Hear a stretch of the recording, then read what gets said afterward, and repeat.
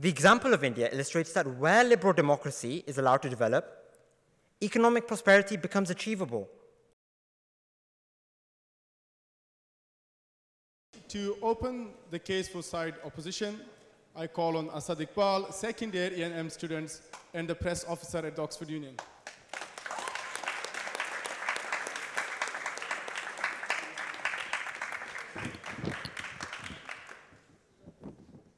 Bismillah ar-Rahman ar-Rahim. To argue that it is liberal democracy which has failed the global south is to assume that there is anything liberal about those unsuccessful democracies. And that could not be further from reality. This motion is not about whether liberal democracy is the best form of governance. It is about whether liberal democracy has directly failed the global south. The burden therefore lies on the proposition to prove that liberal democracy, with all its attributes including respect of the people's mandate, rule of law, and justice, is directly responsible for the failure of nations in achieving sustained economic development. And fundamentally, it is my conviction that liberal democracy has not failed the global south. Rather, it has been deliberately stifled by local elites and foreign superpowers in achieving their strategic objectives through what can better be described as sham democracies. And it is that which is the true cause of economic stagnation. But before I begin my arguments, I'd like to extend my thanks to the President for giving me this opportunity to speak on what is a really important issue in this historic chamber. It also falls upon me to introduce the speakers on side proposition.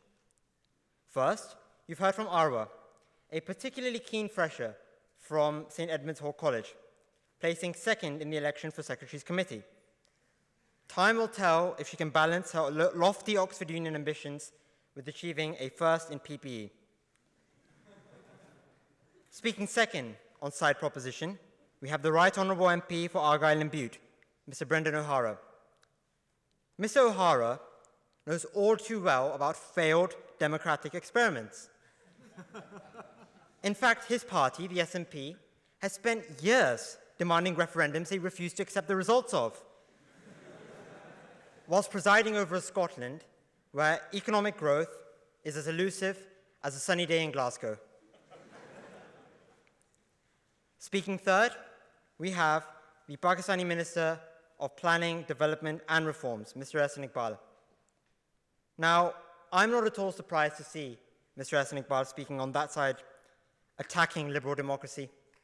After all, Mr. Iqbal's party launched the greatest attack on liberal democracy in Pakistani history by working with the military to rig elections and form a government despite having only won 17 out of 272 seats fairly. And finally, speaking fourth on side proposition, we shall have Professor Stefan Durkin, whom we are indeed fortunate to be hearing from, with his work on development economics having shaped the global discourse on development in light of the political economy. Mr. President, these are your speakers, and they are most welcome this evening.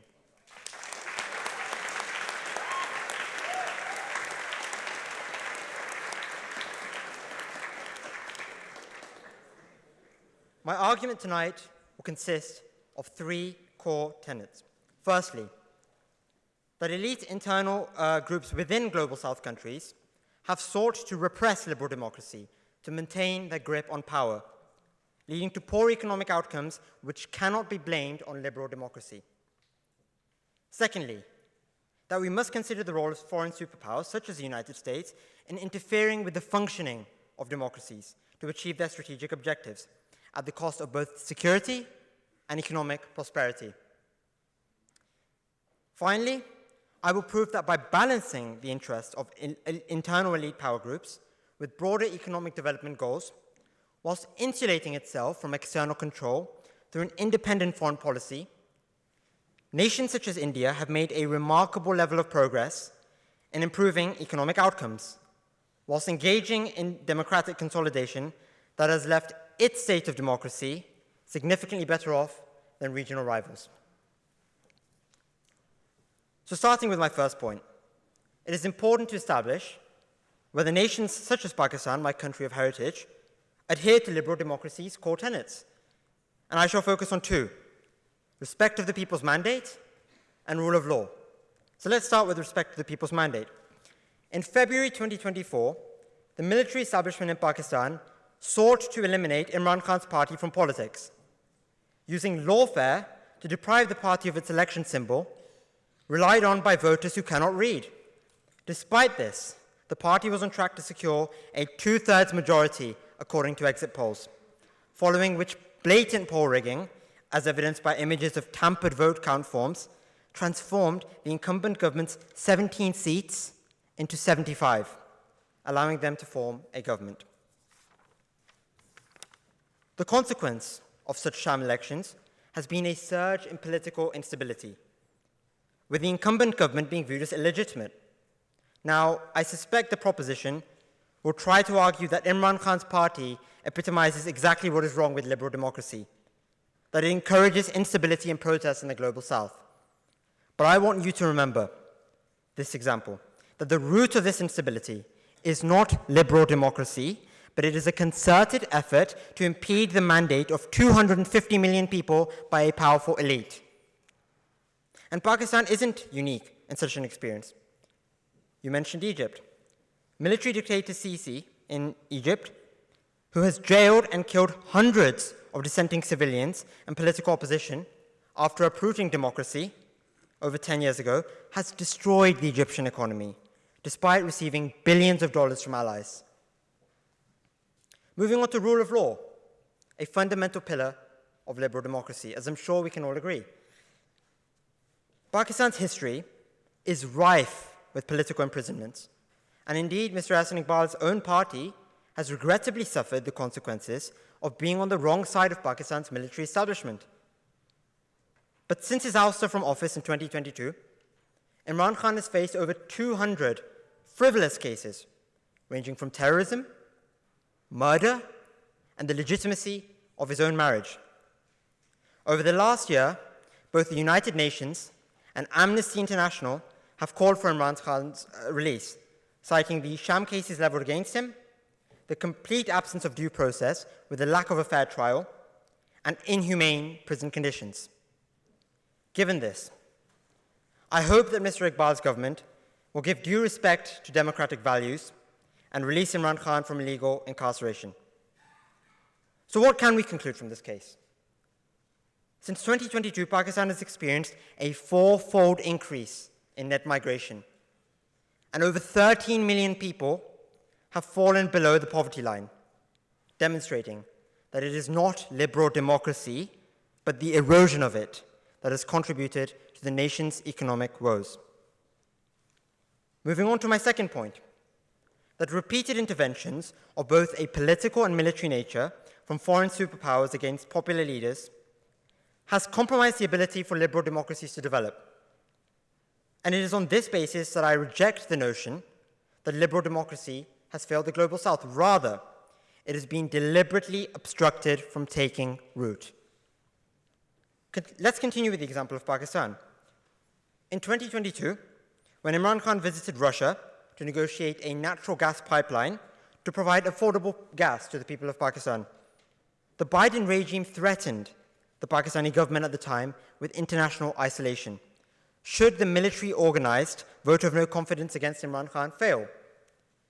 But Operation Regime Change is not a novel concept, and has repeatedly brought Pakistan and many other global South nations to the brink of default. Once again, I ask you, is this a failure of liberal democracy or a consequence of its deliberate debasement by the neo-colonialist Biden regime? No, thank you. Again, Pakistan isn't the only country. From Chile to Congo, US-backed interventions to replace popular leaders with loyal autocrats have historically undermined democracy and led to economic devastation. My final point will now consider a counterexample: India. Now, the proposition may point to the substantial shortcomings in Indian democracy, but their democracy has developed substantially beyond that of countries such as Pakistan, with the Freedom House Index giving the Indian democracy a score of 29 percentage points above that of its traditional rival. The example of India illustrates that where liberal democracy is allowed to develop, economic prosperity becomes achievable, making failure no longer a foregone conclusion. In the 2000s, India's economic liberalization reforms lifted 400 million people out of poverty. But crucially, during this period, India saw timely elections, peaceful transfers of power, and the introduction of electronic voting machines, hallmarks of liberal democracy. Contrast this to Pakistan, where not a single prime minister has completed their term due to the unabating forces of political engineering, reducing both the authority and the legitimacy of the incumbent government to undertake structural reforms. And when it comes to India's foreign policy, it has long been characterized by strategic autonomy. Take the example I previously mentioned of the Russia-Ukraine conflict, in which the Indian government purchased discounted oil to meet the growing demand of its population. This is a stark contrast to Pakistan, in which the United States facilitated a regime change operation out of sheer contempt that the sitting prime minister could possibly think of providing relief to his people. And when it comes to results, the proof is in the pudding. Pakistan's inflation in 2023 surged to over 30%, whereas in India, it was 5.6%. Now, many Western politicians and journalists lamented that India's decision was fundamentally unethical in the context of an invasion, to which I say, please, spare us, the people of the Global South, your moral lecturing, and allow us to prioritize the interests of our poverty-stricken people, just as you are happy to destabilize entire regions to serve your interests. The Global South is an incredibly reductive term if we think about it. It amalgamates a range of different cultures. So to argue that liberal democracy is responsible for the overarching failure of 2/3 of the world's population is utterly simplistic. You do not have to be of the view that liberal democracy is the best form of governance to recognize that liberal democracy has simply not been allowed to develop, and so cannot be blamed for the failures of the Global South. Finally, I want you to remember that a vote for the proposition empowers increasingly authoritarian elements in countries such as Pakistan. And it is with that that I urge you to vote side opposition. Thank you.